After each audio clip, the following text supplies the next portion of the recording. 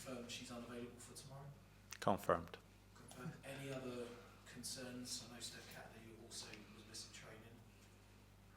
Steph Catley was also missing training, so she's also confirmed she can't take part. And Lina Hurtig, she was in training.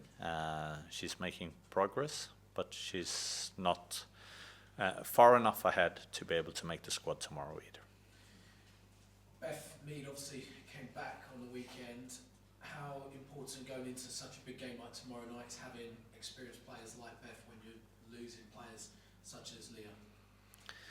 I mean, I think it's one of the great things with the team that we have a lot of big game players. We have so many experiences and qualities, and you're right. I mean, Leah, she's a fantastic player, and she will be missed by any team that she doesn't play for. But the strength of our squad is we have a player like Manu. We saw in the weekend we got Lotte and Cody playing phenomenally well together, and I think that's a real strength of the squad, and we have enough quality and enough experience to take us through tomorrow. There's always high expectations on Arsenal to achieve more and more and more. After what happened last year, does that expectation level feel like it's growing going into the game tomorrow, knowing what's at stake, group stage games, Emirates Stadium, bigger crowds, bigger revenues for the club? To be honest, I mean, even if we would have made a group stage last season, I don't think that would have changed the expectations that we have upon ourselves. We want to be in the group stage. We have that expectations of us. It's that pressure we put on ourselves that we need to get into the group stage, and that's what we should do. Manu, I want to ask you, does last year's experience being knocked out in the qualifying stages, does that motivate the group to ensure there's no mistakes this time around? Champions League should be motivation enough no matter what happened last season. I'm not a fan of talking about the past. I'm more a fan of looking forward, and our motivation is as high as it was last season, when I would say even higher. So that's why our expectation that Jonas just mentioned is like the group stages or even further, but we're all taking it step by step. So as I've said, like the motivation is high tomorrow to win that game, to turn it around, and to finally get into the group stages. And what did you and the players learn from the experience last week about positives to take, but also what to improve upon going into tomorrow night's game? Never take everything for granted. I think it's just important to learn out of it that it was definitely a hard hit on us. We all haven't expected that one, but it definitely hit us the way it shouldn't. But it was a big learning that you have to take every chance as it would be your last. Same as in defense, you have to defend as best as possible, even if they're not maybe big names as a club. But never underestimate every opponent, which we have seen at Hacken. We haven't underestimated them, but seen how good they are. But I don't want to talk about the opponent. For us, it's about how we're gonna perform tomorrow. We have to be at our best. We need every single player on the pitch, on the bench, who's coming on, and definitely it's gonna be a good game tomorrow. Jonas, you hear Manu speak like that. Does your team talk for you, does it? Isn't it? But that's what I'm speaking about, with having the right experience, right leadership in the team. Manuela is a prime example of that. Thank you. Finally, Jonas, look, for you personally, if the club don't succeed tomorrow, or don't make it out up to qualifying into the group stages, do you feel there's going to be added pressure on you in your position? I'm responsible for the team's results. I'm very positive and optimistic about our chances this season. We're going into the game with really high motivation tomorrow night, and we're going to do everything in our power that we can do to overturn it. And we know for every action we do there, we will have a North Bank that is probably going to double that effort for us, and that's going to be a really, really nice atmosphere if we can create that. Appreciate it. Good luck with you two. Thank you. Thanks, James. We'll come to Emily, BBC London. Hello. We saw Stina start of the weekend with more than kind of that partnership. What do you think about partnership, and are we expected to see more of that as the season progresses, do you think? I think it's a good partnership that we have. I think we have many good partnerships within the team, and I think when the season progresses, we're gonna build even more of those important partnerships for us. So, but they played very well against Manchester City. That was a big part of our success in that game. But we have a lot of good partnerships in the team. Do you feel like there's kind of more pressure on you than there would be, obviously coming in with a 1-0 disadvantage, crashing out so early last year? Do you think there's more pressure than there would be normally on this game tomorrow? Not how I view it, because I don't think that anyone puts more pressure on me than I do to myself. I have really high expectations and demands on myself and on the team. And as I said before, I see us as a Champions League team. We need to be in the group stage, and that's our ambition, and we're going to do everything in order to be that. And on that performance at the weekend, now you've had time to analyse it and comprehend it, has that done positive, do you think, coming into this game tomorrow, because it was a good performance from Arsenal? Yeah, I think that was important, because I didn't think our performance and result against Hacken was a step in the right direction for us, and that happens in football. Everything is, to Manu's point, is about how do you react, how do you move forward as a team. I think our reaction from that game was really strong. I thought we performed well against Manchester City. I think we were the better team for the full 90 minutes in that game, and I don't think there is many teams that can be that against Manchester City. And we need to draw self-confidence from that performance, but then we need to understand it's a total different game here now on Thursday. It's knockout football. It's against a different team. You get nothing for free in football. You have to work for everything. You have to create everything again, and we need to be prepared to do that work tomorrow night. And Manu, I want to ask about the club brought in Daphne van Domselaar in the summer. What is that like to train with her, and how has she settled into the group? Such a great person, first of all. Even like the first catch up with her was great. But even her ambitions on the field, I think we have a wonderful GK group, as the three of us with Naomi, Daphne and me. We are challenging each other, and we definitely need every single one. You see how many games we are having. I think everyone is as much as important as the other one. Of course, as a goalkeeper, one is playing, one is not playing. Like, it's always that kind of game, but the most important thing is put the team first, because at the end we all want to have the trophy at Arsenal. And but as I've said, wonderful GK group. She's bringing in some good stuff on and off the pitch, and you will see that, trust me. Do you feel like there is more competition to keep that top spot now? There's always competition, no matter who comes in, but as I've just said, she's a great person, but even a better football player, and I've just seen it in training, and you will definitely see it as well.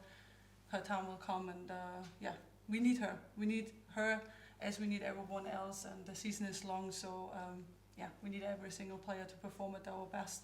That's the demands and the standards of Arsenal, so I'd love to have her in our group, and you will see that, trust me. Thank you guys. Best of luck. Thanks, Emily. Jamie. Jonas, how are you? I'm fine. How are you? Very good. I want to ask on Hacken last week, they came out in a low block, which is very against the way that they usually play in their league. Was that a surprise, and at the same time, do you feel you're better prepared going tomorrow, considering there is a chance they will sit even lower? I think that they did a little bit of everything when we played them the last time. I think we forced them down into a low block. The longer the match proceeded and progressed. I think we know that they're a team that have a good tactical understanding. They're tactically flexible. They can play in different formations. They can play in different ways. They've shown that when we see how they change between playing in the domestic league and in Champions League. As a team, they've been more successful in the Champions League than they've been in the domestic league. And I think that comes to them being good at executing specific game plans. So we're prepared for a game where they can have a lot of different approaches. To Manu's point, what really is on our focus, it's our performance and what we need to do. And we understand that what we do is going to shape a lot of what they're going to do. And you just touched on Frida a little bit, but I want to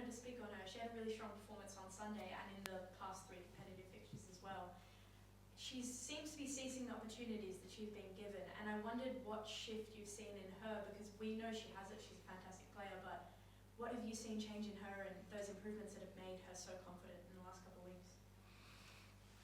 I mean, it's a Frida as a player. I think I'm confusing seasons here now, but if it's last season was 23-24, right? Yeah, so the 22-23 season, I think it was a real breakthrough season for Frida. She had so many strong performances, both in offense and in defense for us as a 10. I think last season she came in with really high expectations, and we didn't really hit the same levels as the season before.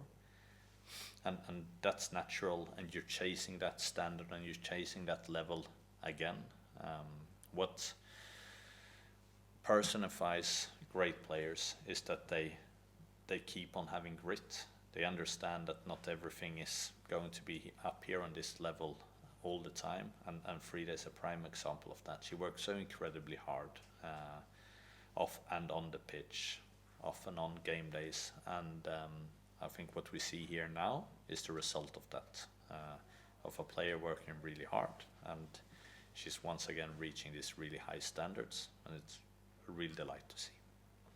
Thanks, Jonas. And Manu, just for you were another strong performer on Sunday. It felt like Arsenal held most of the momentum, but there was a period where City came knocking, and you did really, really strong to stop that from happening. And I think a big part of that, as well as Lina had a really good performance, and I wondered what you've made of.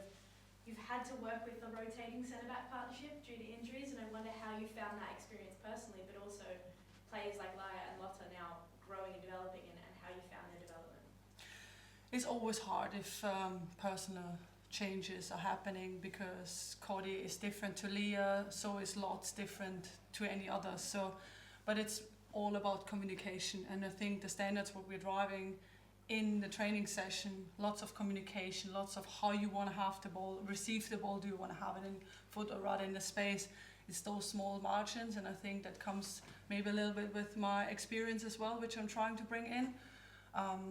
Yeah, but as I've said, I also, when Jonas puts up the starting lineup, I'm ready no matter what's happening. It's all about communication, set the standards right, and just driving it forward.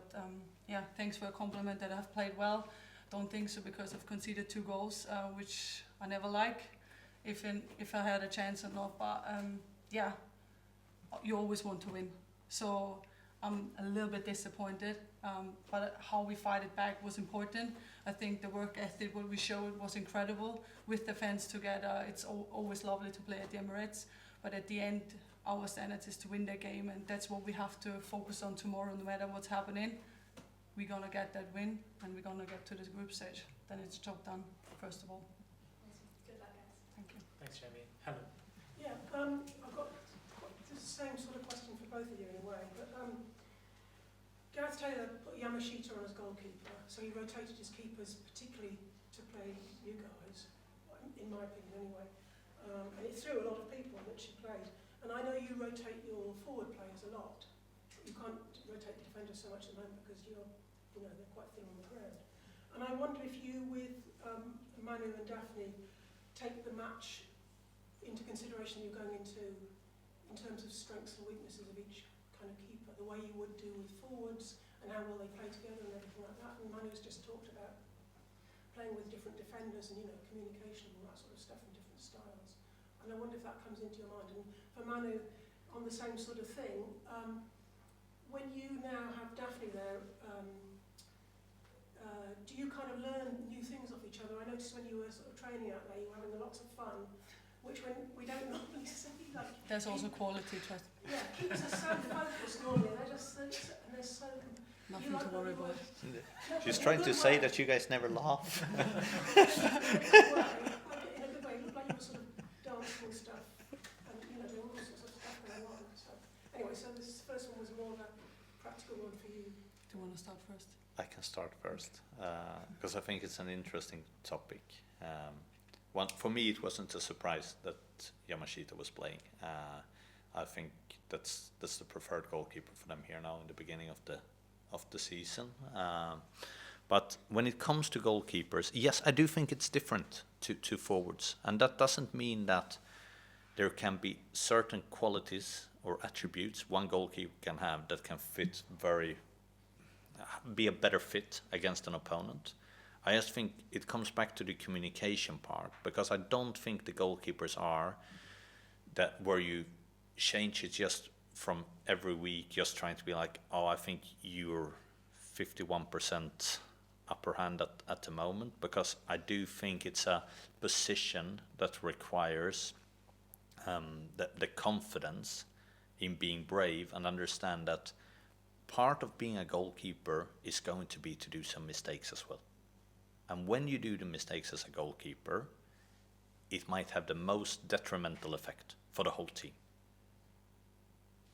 But if I choose to have a goalkeeper that is brave at the right moment, I always going to choose that than a goalkeeper that's being afraid of making mistakes. So for me, it's really important. Yes, there is always competition, but there has to be always a lot of confidence into the goalkeepers as well, so they understand when they go out and play, it's part of what we need to do, and we just not going to rotate goalkeepers because there is one mistake being happened in a game. It has a much more deepened sense than that, while I think you can be a little bit more opportunistic when you pick and choose forwards. And that's the other part of the spectrum, where you need to be opportunistic, you need to be optimistic, you need to have players taking chances in those positions. So I think it's a different psychology in how you choose between goalkeepers and forwards, with the same same end goal, where you want to have really confident and brave players playing in both positions. Good answer. Yeah, to my question from your side, we're having a lot of fun, and I think that's why we're playing football. But trust me, there's also a lot of quality. We know exactly when to have fun and exactly when to have the quality. But to answer your question, every single goalkeeper who comes in, no matter if I'm watching someone or playing or practicing with one, I'm always trying to pick, for me personally, the things out which makes me better, because every goalkeeper is different, every person is different, so I'm trying to pick that out, trying to communicate with Daphne all the time, like we're trying to not even challenge each other, but also to make each other better. So Daphne sometimes telling me, hey, you need to set earlier, you need to do that, because for one goalkeeper coach it's hard to see everything. But that's what makes the group so special. So you can learn literally for every single person on and off the pitch. But yeah, we're definitely having fun, and we're definitely having the quality in training, and we're trying to get the most out of it. And as Jonas has said, there's always one goalkeeper who plays most likely the full 90 minutes, but no matter who Jonas is choosing, we have a conversation, and at the end, it's a team effort, it's a team sports, we want to win it, and if it's Jonas' decision, I have to stick to it like everyone else, and at the end, if we do that, we're gonna be hopefully far ahead. You're welcome. Amanda, about that. Yeah, Manu from Swedish television. Rosa Kafaji is one of your new players. What's been your first impressions of her? Oh, a wonderful player. I think one word comes up quite straight away, it's dribbling. She loves to have the ball. She literally runs around, no matter in a hotel or where she is. She always have a ball. So you could see how passionate she is about, and yeah, her qualities is incredible. So I think she will bring so much quality to the team on and off the pitch. And yeah, you've seen it on the pitch as well, like how she's juggling the ball. She's a little crazy player, like sneaking through, seeing like the hidden spots, and at the end that makes a difference and will make the difference in the future. How important do you think she can be for you guys going into both this next game tomorrow, but also the league, with going up against teams that are maybe lower down in the table, that have a lower block? How, for her to ease that up, how important do you think she can be for that? Oh, she's really important for that. I think especially for teams who are playing really, really low, you need that crazy player. You need someone like who is loves to be in a tight space and still having the ball on your feet. You need different players, like different qualities. That's why maybe Jonas is also like trying to rotate a little bit more, because every other opponent needs other players and other qualities, and that's why we love having so many different forward players to actually adapt in each game. So as I've just said, like Jonas will make the right choice, and also everyone who comes on like brings up the quality. So as I've said, like Rosa will definitely bring some quality into the game with her technical ability, with her skills. So just watch. I think that's the easiest way to say it. Jonas, English or Swedish? If you have to on Swedish if you want. Oh, then I can't understand. Vad fick du med dig från matchen mot Häcken senast som ni kan använda utav imorgon? Nej, men rätt så mycket information. Alltså det var inte några jättestora överraskningar i sättet som de spelade på. Jag tycker, som jag sa efter, att vår prestation var inte tillräckligt bra. Ännu mindre var resultatet bra. Så jag tycker mycket handlar om till matchen imorgon, om att vi måste visa en helt annan sida av oss själva som fotbollslag. Det är där vi måste lägga vårt fokus, och kan vi träffa de höga höjderna i vår prestation som vi vet att vi har förmåga för att göra, så är jag också övertygad om att vi kommer få det resultatet som vi vill ha. Tack. Frida. First of all, did you say that Rosa, that she runs around the hotel with the ball? I just want to clarify. Is that true? I mean, she loves football, and she's the kind of player, and she always have a ball in her hands and juggling around. I think. Yeah, I've seen it. I've seen Yeah. her taking Even food she's at the coming into the canteen meeting with a ball out there. If that's the way how she want to impress herself, like, it's fine. She can also have 2 balls if she want to have. So we definitely have enough. But yeah, she's doing that. Brilliant. I just wanted to, to clarify. No, it confirms the thing. That's what when we signed Rosa, and I spoke to Renee, who has worked with her in the under-23 national team in Sweden, where she was the coach there. She said, one thing with Rosa is she always comes with a ball, and I said, surely she does not. And But yeah, she surely does. she does. Yeah, yeah. Question for you, Jonas. I think I'm going to go with English, might as well. Okay. After the first leg, you said you were frustrated at the number of missed opportunities. What can a coach do to help his side's shot conversion rates? I think there is a lot of things a coach can do to that.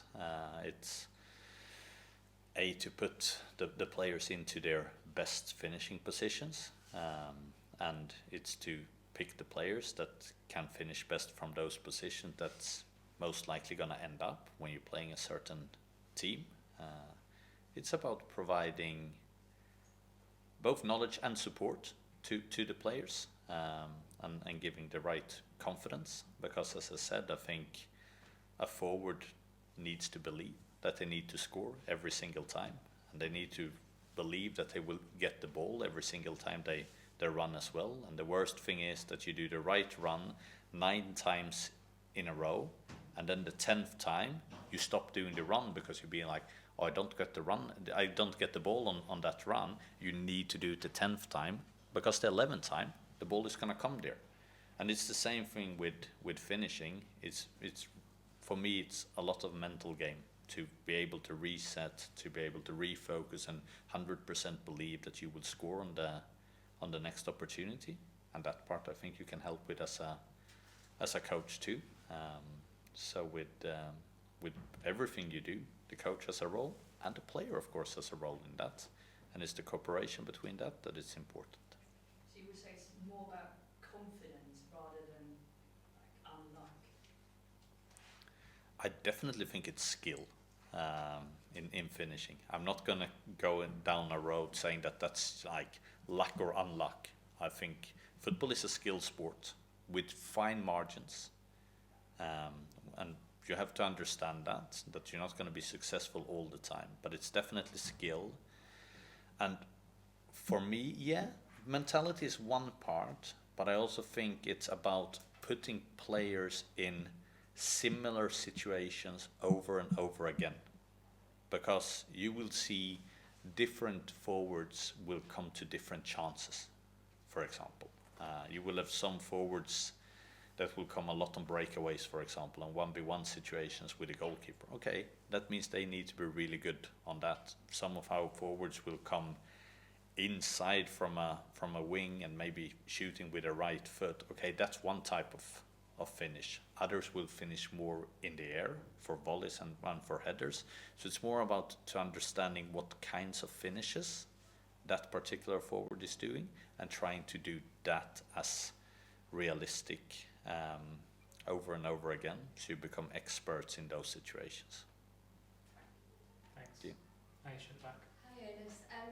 Just want to know, what would you say is the biggest difference in preparation for a must-win game like tomorrow versus your weekly WSL fixtures?